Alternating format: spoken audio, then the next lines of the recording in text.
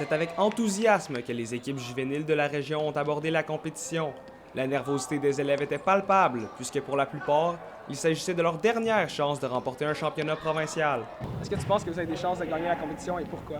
Mais selon moi, oui, parce que la chose la plus importante pour gagner, selon moi, c'est d'y croire.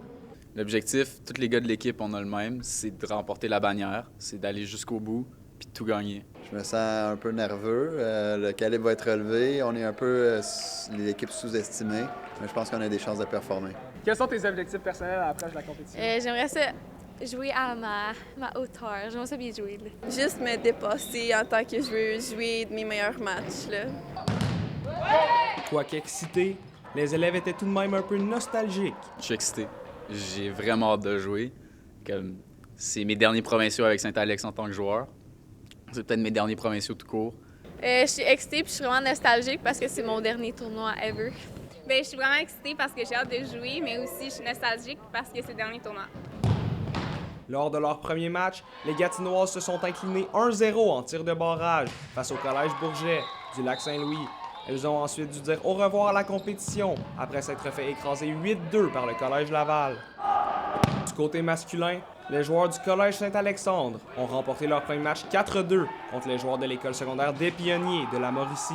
Ensuite, les Gatinois sont revenus de l'arrière pour l'emporter 4-2 face à l'école secondaire Lester B. Pearson de Montréal.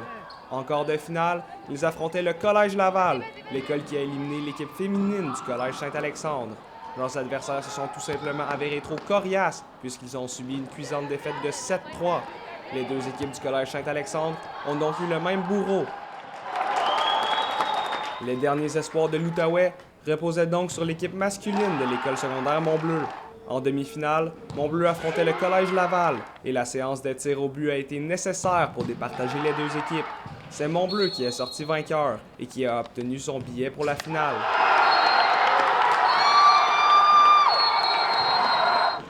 La finale opposait l'école secondaire Montbleu à l'école secondaire des Pionniers.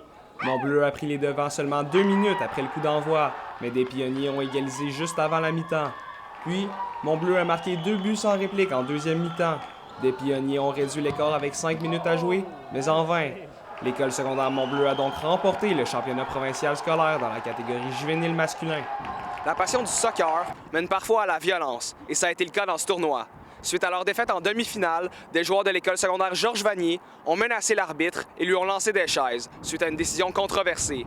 Les policiers sont même intervenus pour ramener le calme. Cette école montréalaise pourra être exclue des compétitions du réseau du sport étudiant au Québec l'an prochain. Ismaël Sy, Collège La Cité, Gatineau.